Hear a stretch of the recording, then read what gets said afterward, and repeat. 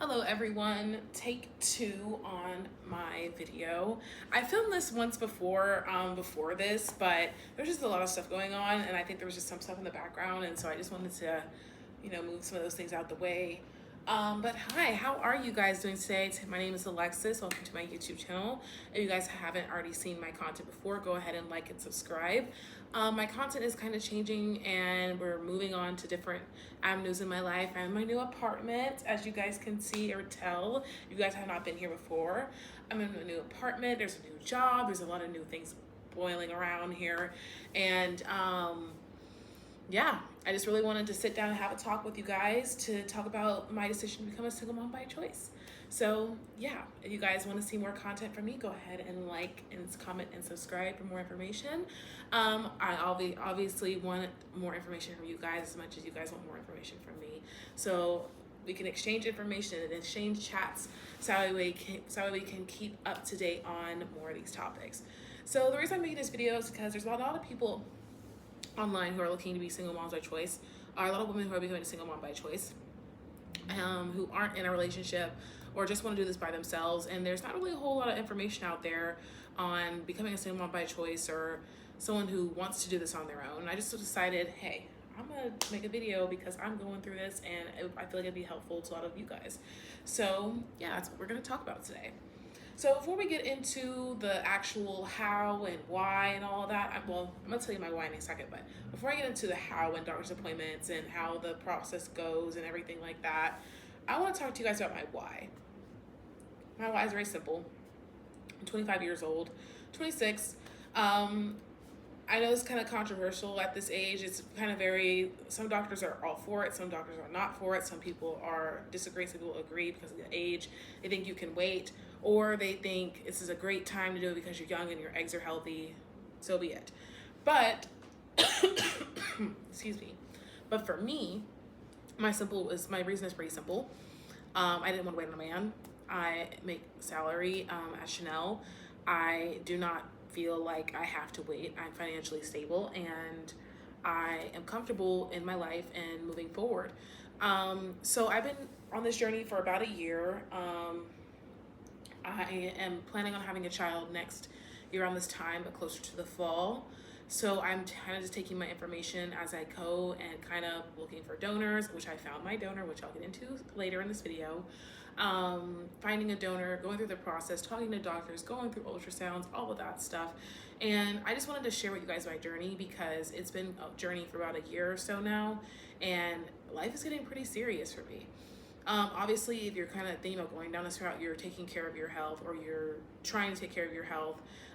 If you're a single mom by choice who's kind of going through maybe a fertility situation, it's a good time to probably go talk to a fertility doctor. That's where all this kind of stems from for me.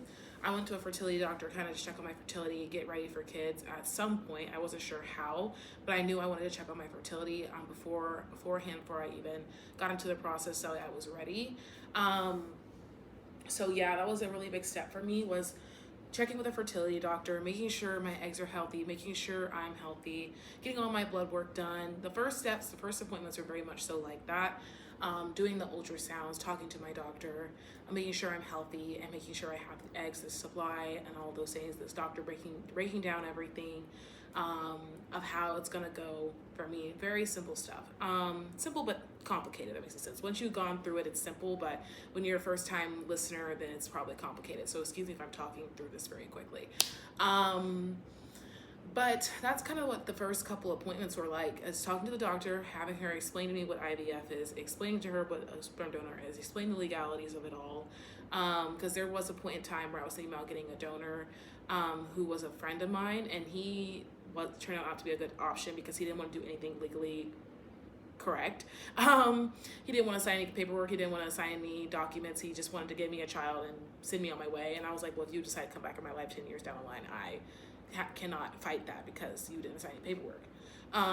So as an adult making a mature decision about a lifelong decision, I was like, I'm just gonna go with what the doctor is recommending me, which is finding a donor if I want to by myself, finding a donor and going this way.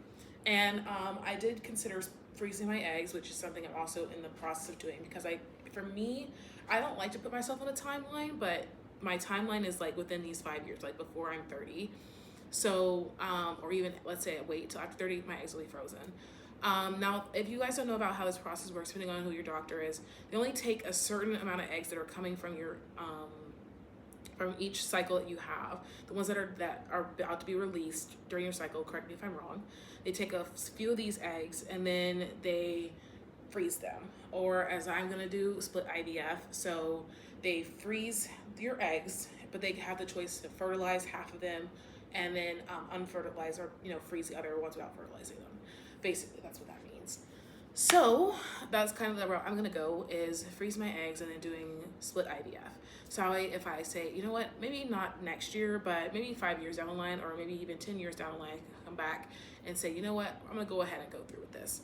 That is a way I can go, and I'll always have those eggs put aside. Now I will say they do anesthesia, at least for where I'm at. I'm in Houston. I go to Spire. If you guys ever want to check it out, please do. To know I referred you. What they do is they'll put you under anesthesia, and then they'll give you a needle to extract. They'll go through your, I don't know how they go through. I don't know if they go upwards or to the side or this way or that. I don't know how that works. I just know they insert a very long needle into your ovary to extract the eggs, and they need you asleep for that. So. I will say I'm nervous about the anesthesia. I've never been put out before, so, or at least never been anesthetized or anything like that before. So I am partially worried about that, but I think it'll be an experience, and I think it'll be for a good reason. So I will most likely go through with that. Let me see, anything else to note.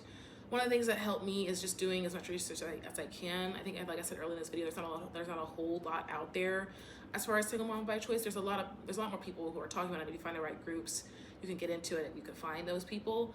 But in terms of just doing like slight research on, like, for instance, how are you going to tell your kids about being a single mom by choice? How are you going to tell your kids about you not having, or them not having a father in their life?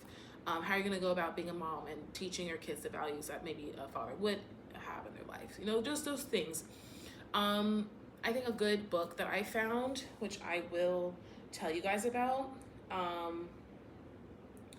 Now this is for the kids. So a good book that I found for single mom by choice is You Were Meant for Me, Single Mom by Choice by Sherry Sterniolo. This is what it looks like. Target ad, but this is what it looks like. So that is a book I would recommend, that I found via my Facebook groups that you can go on and look up on Amazon. So I was trying not to say Facebook dating groups, because I said that in my last video and I was like, but no, you can go on Facebook groups and they will share information on what they've learned, or you can ask questions and they'll give you feedback. So it's very helpful. So yeah, that was a big one for me. How do I want to raise my kids? The reason why I kind of went this route is because with my job at Chanel and just the salary that I'm about to earn, I start in 2 weeks, and that's another reason why I'm waiting a year from now, so I can be more stabilized in my job. I would say it did come to a financial decision for me. I want my kids to do horseback riding lessons. I do want my kids to go to Montessori school. Public school was just not something that I envisioned for my family or for my kids. I grew up in the public school system. It didn't work out for me. I mean, it worked out for me in the sense that I graduated and I got a degree. But it, like, not a degree, but you know what I mean, a high school diploma, whatever. The point is, I did get a chance to graduate from public school, but the reality was I suffered a lot of mental health issues coming from public school, and the way I was brought up in the schooling system just wasn't very good for me. So that's just like my own personal reason. I just felt like private school or Montessori school would be much better for my kids, because if I have the money, that's what I'm going to do. Put them in boarding school. That's what I'm going to do. So that's kind of how that went. And I know that can be a very argumentative thing that a lot of parents kind of go through, or even the idea of, hey, there is no man in this household. How am I going to teach you discipline without it being absolutely crazy? I was like, I'm gonna send you to military school for a couple years in your middle school years. I know it's controversial, but that's something I want to do. It's just like how I want to raise my kids is a very different take. And I don't want to have that argument. I don't want to have the discussion of, oh, well, you're right or you're wrong, or people's opinions on if I'm doing the right thing. Because I know I'm raising my kids to the best of my ability and to give them the best life they possibly can. And I don't want to have that argument on whether I'm doing it the right way or the wrong way. So that was a big thing for that. And lastly, guys, I'm not pregnant right now. Like I said, this will be happening a year from now.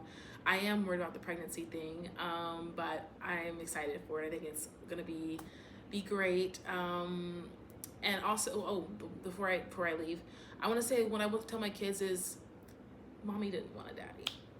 Mommy's capable of raising you on her own. That's just very simple. Very simple way I would tell my kids about being a single mom by choice.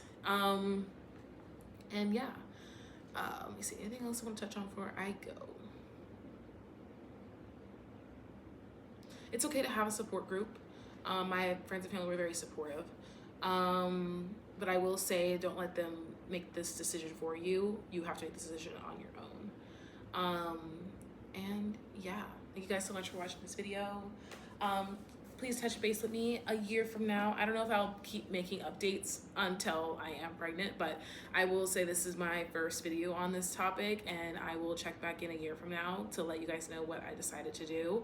And yeah, thank you guys so much for watching, and you already know the drill. Peace, love, joy. Bye.